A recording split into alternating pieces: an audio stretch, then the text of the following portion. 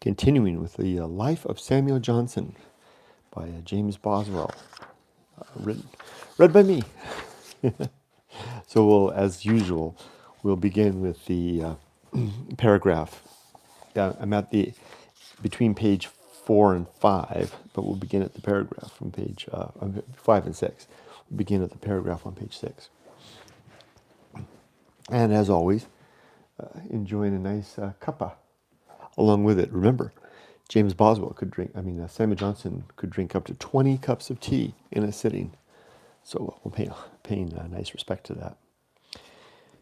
If authority be required, let us appeal to Plutarch, the prince of ancient biographers. And then it has a long string of Greek, which I won't pretend to understand.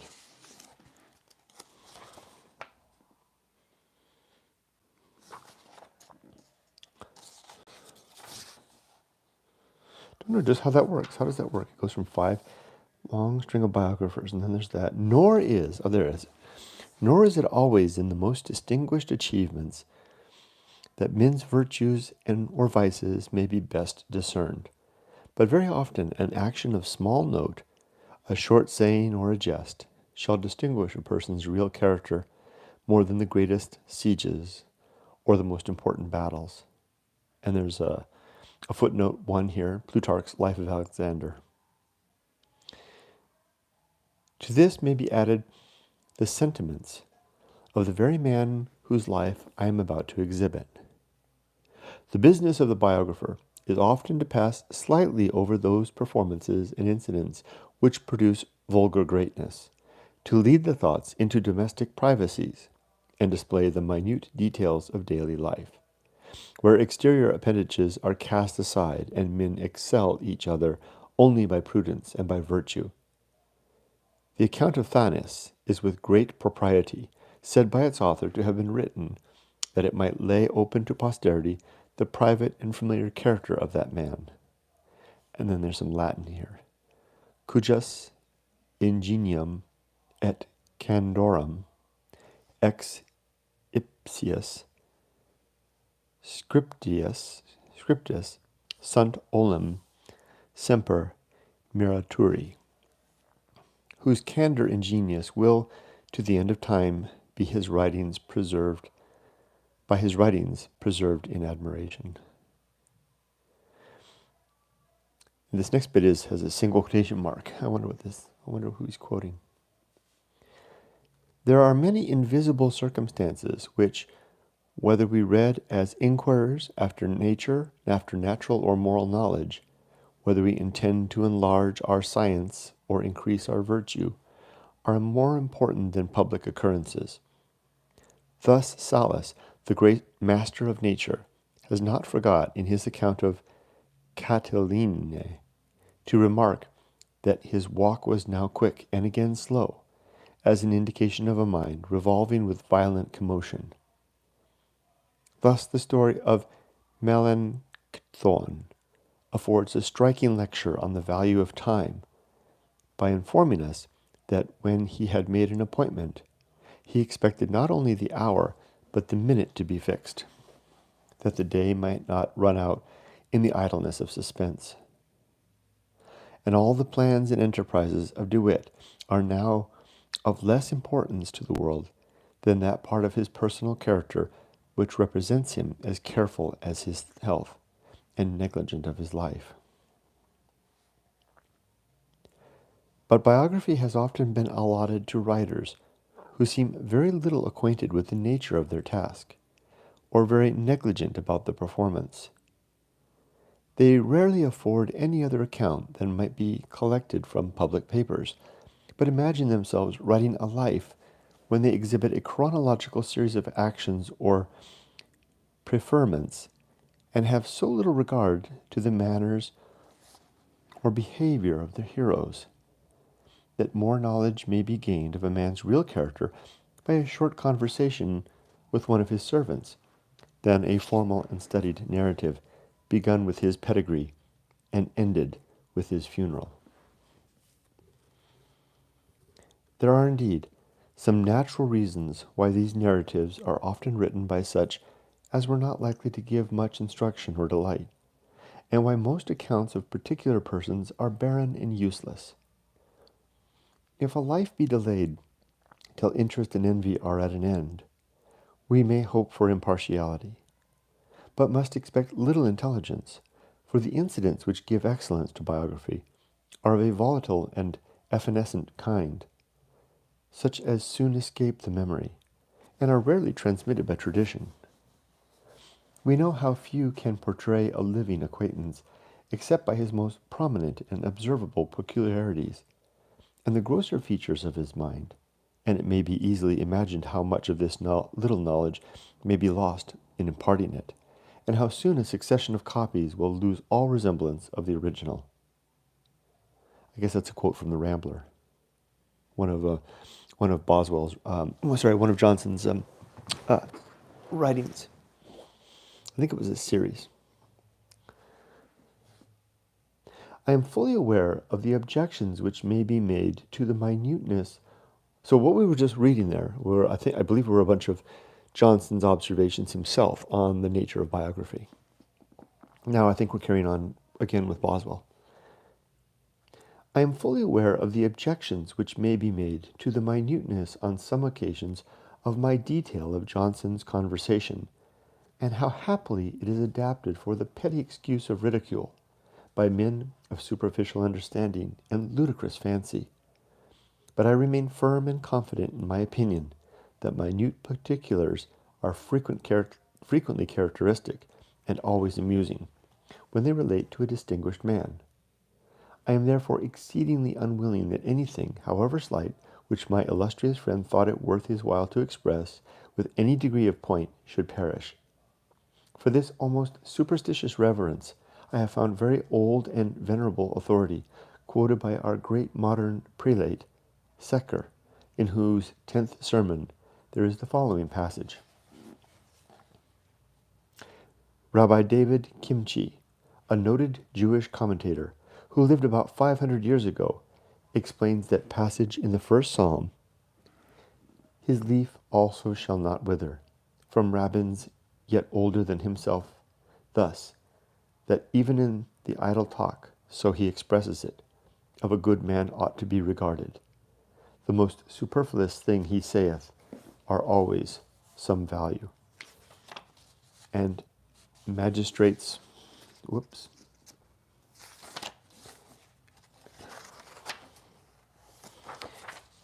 and other ancient authors have the same phrase, nearly in the same sense. Of one thing I am certain, that considering how highly the small portion which we have of the table talk and other anecdotes of our celebrated writers is valued, and how earnestly it is regretted that we have not more, I am justified in preserving rather too many of Johnson's sayings than too few, especially as from the diversity of dispositions it cannot be known with certainty beforehand whether what may seem trifling to some, and perhaps to the collector himself, may not be the most agreeable to many, and the greater number that an author can please in any degree, the more pleasure does there arise to a benevolent mind.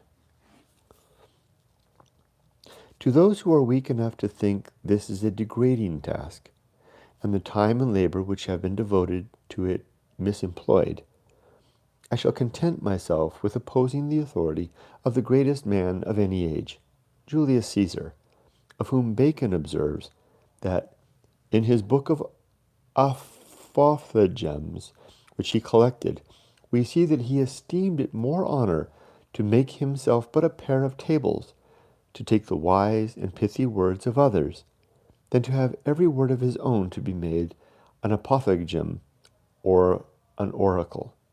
And there's a citation here to Bacon's Advancement of Learning, Book 1. Having said thus much by way of introduction, I commit the following pages to the candor of the public. Hold on, I need a sip of tea.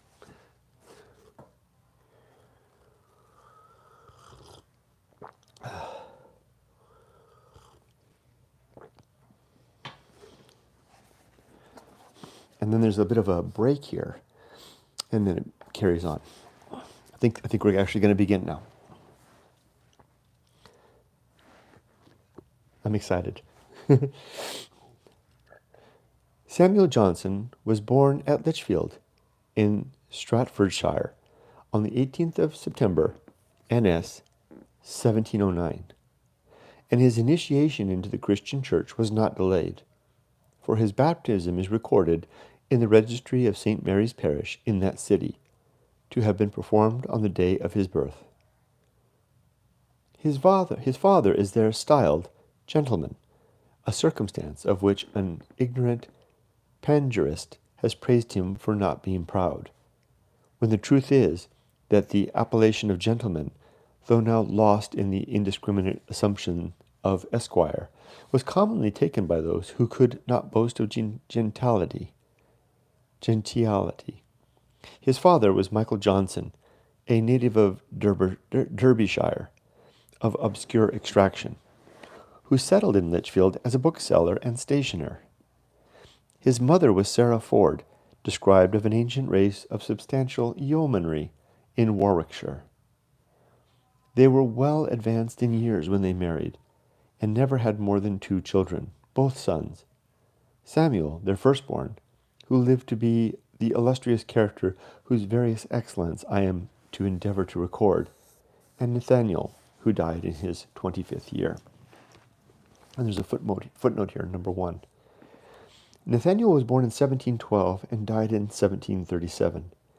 Their father, Michael Johnson, was born at Chubley in Derbyshire, in 1656, and died at Lichfield in 1731, at the age of 76. Sarah Ford, his wife, was born at King's Norton in the country of Worcestershire in 1669, and died at Lichfield in January 1759, in her 90th year. King's Norton, Dr. Johnson supposed to be in King's Norton. What is that? I don't quite get that. A big long hyphen, and then King's Norton. I don't know what that means. Dr. Johnson supposed to be in Warwickshire. I can't read that. I don't know how to read that. See his inscription for his mother's tomb. But it is in Worcestershire. I guess that's where Worcestershire sauce comes from. Probably on the confines of the county of Warwick. Citation by Malone. Okay, that was 1. Back up to the main text. Mr. Michael Johnson was a man of a large and robust body, and of a strong and active mind. Yet, as in the most solid veins of unsound substance are often discovered. There was in him a mixture of that disease, the nature of which eludes the most minute inquiry. And here's another citation A. It was a scrofulous complaint. King's evil is parent of many diseases. So, excuse me, Dr. Johnson's father, Michael Johnson, had a disease called the King's evil. Now, I actually remember, I have encountered this before. I knew what the King's evil was, but I can't remember what it is. I looked it up once before.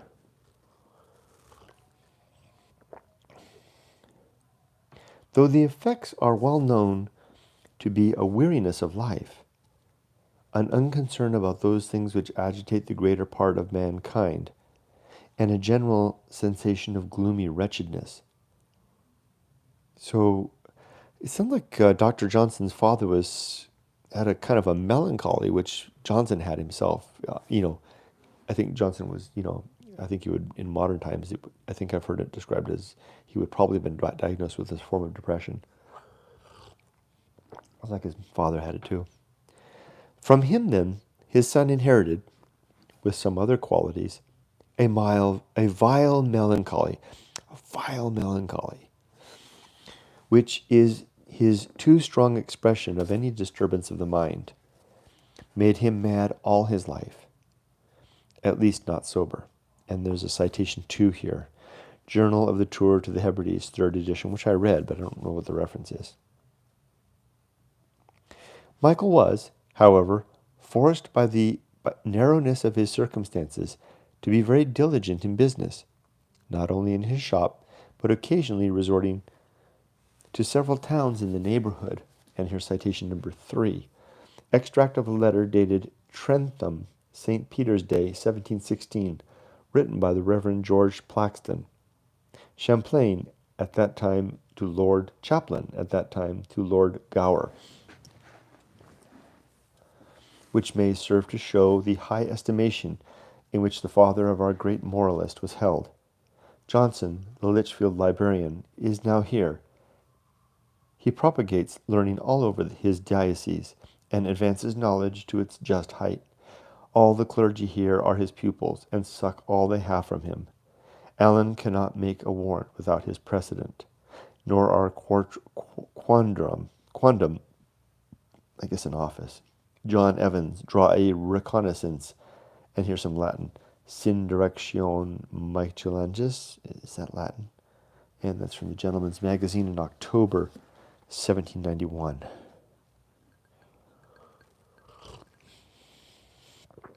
I have to go back up to the top of that sentence. Michael was, however, forced by the narrowness of his circumstances to be very diligent in business, not only in his shop, but by occasionally resorting to several towns in the neighborhood, some of which were at a considerable distance from Lichfield. At that time, booksellers' shops, that's fun to say, booksellers', maybe it's just supposed to be booksellers, yeah, booksellers' shops in the provincial towns of England were very rare, so that there was not one even in Birmingham, in which town old Mr. Johnson used to open a shop every market day.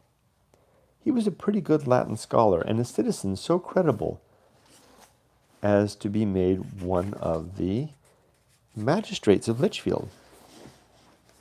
And, being a man of good sense and skill in his trade, he acquired a reasonable share of wealth, of which, however, he afterwards lost the greater part by engaging unsuccessfully in the manufacture of parchment. He was a zealous high churchman and royalist, and retained his attachment to the unfortunate house of Stuart, though he reconciled himself by casuistical, I don't know that word, casuistical arguments of expediency. I can't look it up because the phone's rare. Arguments of expediency and necessity to take the oaths imposed by the prevailing power. There is a circumstance in his life, somewhat romantic, but so well authenticated that I shall not omit it. A young woman of Leek, in Staffordshire, while he served his apprenticeship there, conceived a violent passion for him, and though it met him with no favourable return, followed him to Lichfield, where she took lodgings opposite to the house in which he lived, and indulged her hopeless flame. When he was informed that it so preyed upon his mind that her life was in danger, he was a generous humanity. He, with a generous humanity, went to her and offered to marry her. Quite a guy, I guess. But it was then too late. Her vital powers were exhausted, and she actually exhibited one of the rare instances of dying for love. She was buried in the Cathedral of Lichfield, and he, with a tender regard, placed a stone over her grave with this inscription. Isn't this exciting? We actually get to read the inscription. Here lies the body of Mrs. Elizabeth Blaney, a stranger. She departed this life 20th of September, 1694. So, wouldn't Mrs. mean that she's married?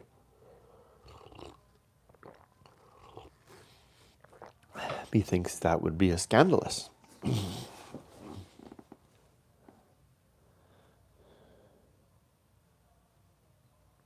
I miss a citation? Hold on. Excuse me. I did. hold on, did I? No, I didn't. Johnson's mother, so we're finished with Johnson's dad, going on to Johnson's mom. Johnson's mother was a woman of distinguished understanding, and here's another citation, number 1 for this page. It was not, however, much cultivated, as we may collect from Dr. Johnson's own account of his early years, published by R. Phillips in 1805. A work undoubtedly authentic, and which, though short, is curious and well worthy of perusal. Quoting Johnson, "My father and mother," says Johnson, "had not much happiness from each other. They seldom conversed, for my father could not bear to talk of his affairs, and my mother, being unacquainted with books, cared not to talk of anything else. Had my mother been more literate, they had been better companions. She might have sometimes introduced her unwelcome topic with more success, if she could have diverted her conversation. Of business she had no distinct conception, and therefore her discourse was composed only of complaint, fear, and suspicion. Neither of them ever tried to calculate the profits of trade, or the expense of living. My mother concluded that we were poor, because we lost by some of our trades. But the truth was that my father, having in the early part of his life contracted debts, never had trade sufficient to enable him to pay them, and to maintain his family. He got something, but not enough. It was not till about 1768 that I thought to calculate the returns of my father's trade, and by that estimate his probable profits. This, I believe, my parents never did." What an interesting observation of his own family's life. Again, going back to the main text. Johnson's mother was a woman of distinguished understanding. I asked his old schoolfellow, Mr. Hector, surgeon of Birmingham, if she was not vain of her son. He said, "She had too much good sense to be vain, but she knew her son's value. Her piety was not inferior to her understanding, and to her must be ascribed those early impressions of religion upon the mind of her son, from which the world afterwards derived so much benefit." He told me that he remembered distinctly having had the first notice of heaven, a place to which good people went, and hell, a place to which bad people went, communicated to him by her, when a little child in bed with her, and that it might be the better fixed in his memory, she sent him to repeat it to Thomas Jackson, their manservant. He not being in the way, this was not done, but there was no occasion for any artificial aid for its preservation.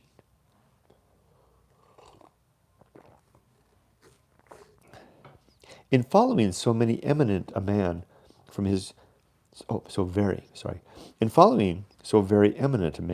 cradle to his grave, every minute particular which can throw light on the progress of his mind is interesting.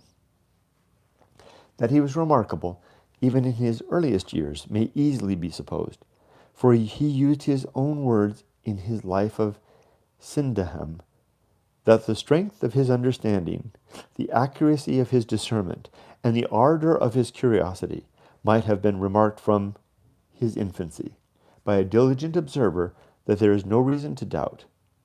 For there is no instance of any man whose history has been minutely related that did not in every part of his life discover the same proportion of intellectual vigor.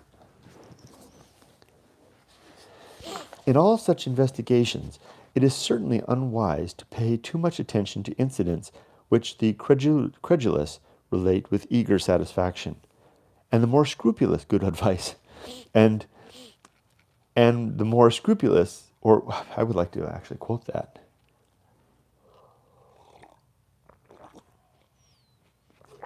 I don't have my pen, my marker with me. I'll just have to note that. I might add that to The Good Life. Again, in all such investigations, it is certainly unwise to pay too much attention to incidents which the credulous relate with eager satisfaction. Damn, that's good. And the more scrupulous or witty inquirer considers only as topics of ridicule. Yet there is a traditional story of the infant Hercules of Toryism, so curiously characteristic that I shall not withhold it. It was communicated to me in a letter from Miss Mary Adgiel of Lichfield. Here's the letter. When Dr. Satcherville was at Lichfield, Johnson was not quite 3 years old. My grandfather, Hammond, observed, wait. Pardon me. Oh, no, I didn't. Okay, good. When Dr. Satcherville was at Lichfield, Johnson was not quite 3 years old. My grandfather, Hammond observed him at the cathedral, perched upon his father's shoulders, listening and gaping at the much celebrated preacher. Mr. Hammond asked Mr. Johnson how he could possibly think of bringing such an infant to church, and in the midst of so great a crowd. He answered, because it was impossible to keep him at home, for, young as he was, he believed he had caught the public spirit and zeal for Satcherville, and would have stayed forever in the church, satisfied with beholding him. That's interesting, because Johnson is so young in age to have been so smitten with society. Johnson often said, the quote goes something like, when a man tires of London, he is tired of life. He was so enamored of the metropolis and all that it had to offer. In fact, it was Boswell's great concern in the Tour of the Hebrides that there was no way that the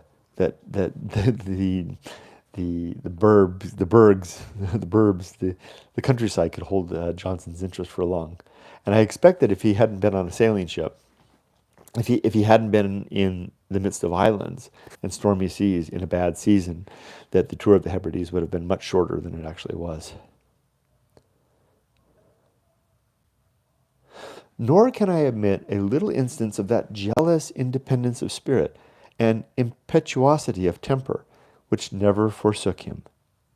The fact was acknowledged to me by himself upon the authority of his mother. One day, I read that wrong. The fact was acknowledged to me by himself upon the authority of his mother. One day, when the servant who used to be sent to school to conduct him home had not come in time, he set out by himself, though he was then so nearsighted that he was obliged to stoop down on his hands and knees to take a view of the kennel before he ventured to step over it. His schoolmistress, afraid that he might miss his way or fall into the kennel, what kennel, dog kennel? Or be run over by a cart, followed him at some distance. He happened to turn about and perceive her. Feeling her careful attention as an insult to his manliness, he run back to her in a rage and beat her as well as his strength would permit.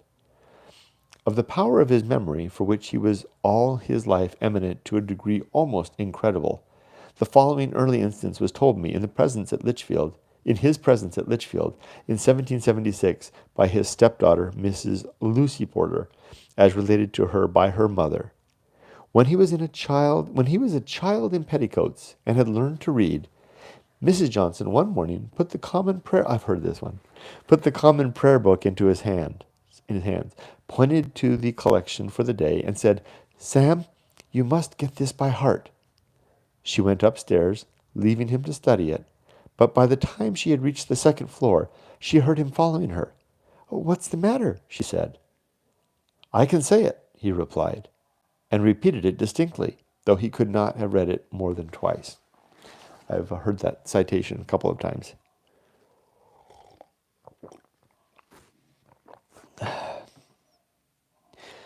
But there has been another story of his infant precocity.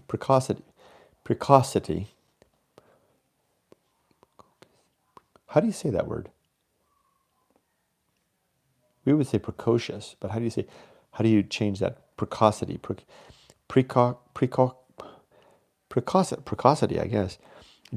But there has been another story of his infant precocity generally circulated, and generally believed, the truth of which I am to refute upon his own But there has been another story of his infant precocity generally circulated, and generally believed, the truth of which I am to refute upon his own authority. It is told, and here's number one subtext, one anecdotes of Dr. Johnson by Hester Lynch Piozzi.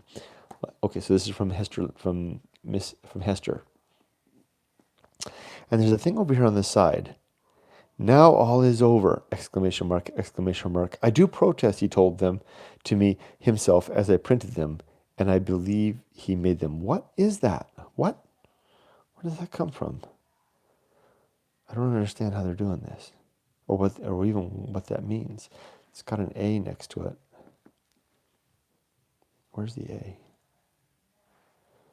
How did I miss that?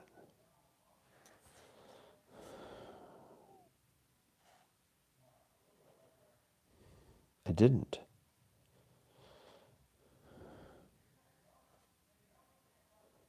I'm sure it would make sense to a reader of the time. It is told that when a child of 3 years old, he chanced to tread upon a duckling, the 11th of a brood, and killed it, upon which, it is said, he dictated to his mother the following epithet. Here lies good Master Duck, whom Samuel Johnson trod on. If it had lived, it had been good luck, for then we'd have an odd one. Wait, what? Oh, it was the 11th duck, which is the odd number. Oh, hey. Hey, Orden. Hi there. Okay, so I get it. I don't know. It doesn't strike me. Let's try that again. So he stepped on and killed the 11th duckling. Here, and he wrote this for the group in memory of the duckling. Here lies good Master Duck, whom Samuel Johnson trod on. If it had lived, it had been good luck, for then we'd have an odd one. Okay. I guess he was only 12 though. There is surely internal evidence that this little composition combines in it what no child of 3 years old could. He was 3? He was 3 years old. Okay, well that changes things. He wrote that when he was 3? Okay, I thought it was older than that. There is surely internal evidence that this little composition combines in it what no child of 3 years old could produce without an extension of its faculties by immediate inspiration. Yet Mrs. Lucy Porter, Dr. Johnson's stepdaughter, positively maintained to me in his presence that there could be no doubt of the truth of this anecdote, for she had heard it from his mother.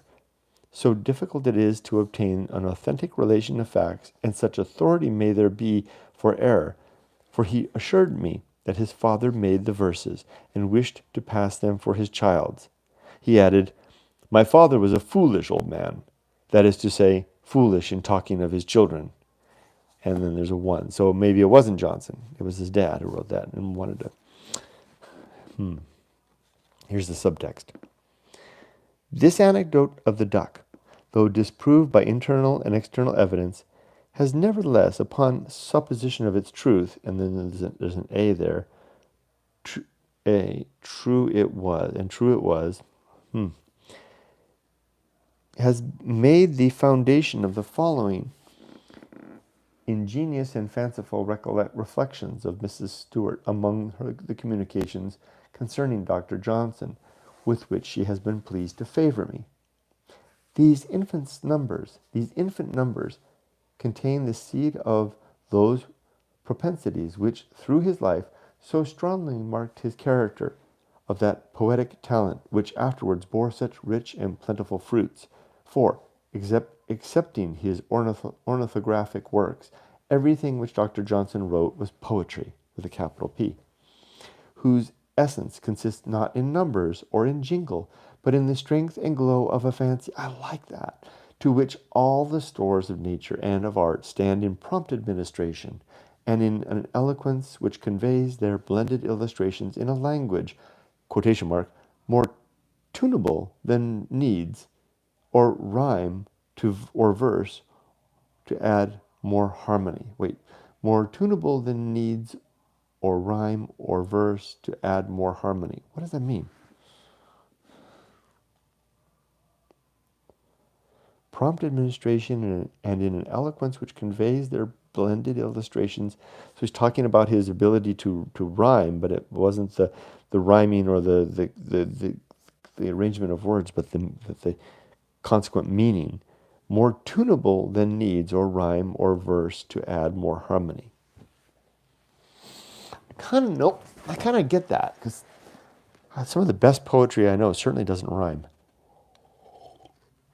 There's something more substantial to it. There's kind of a rhythm of meaning, right?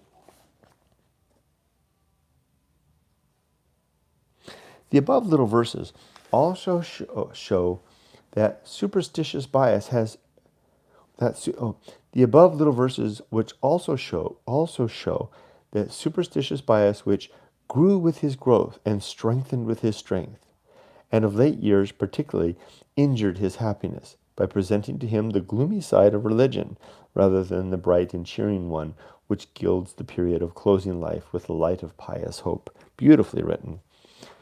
They are so beautifully imagined. This is so beautifully imagined that I would not suppress it. But like many other theories, it has deduced from it is deduced from a supposed fact, which is indeed a fiction. Interesting how much Boswell can make of a known lie.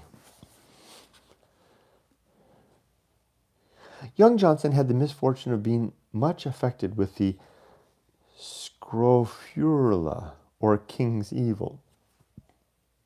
Wasn't that depression? Which disfigured a countenance naturally well formed and hurt his visual nerves so much, maybe it's not depression, that he did not see at all with one of his eyes, though its appearance was little, oh my God, what different from that of the other. Maybe I'll stop here. Page 14. Let's call it a night. I'm tired, ready for bed. It's been a good day today. It was a good day. And put the book aside, and it's the start of the weekend. But, sorry, the dog jumped. But I'm tired, and I need to sleep. So, Richter says, good to see you. Good to see you too. Orden, hi, Kurt. Hey there. All right, well, have a good evening, good day wherever you are, and see you next time. Bye-bye.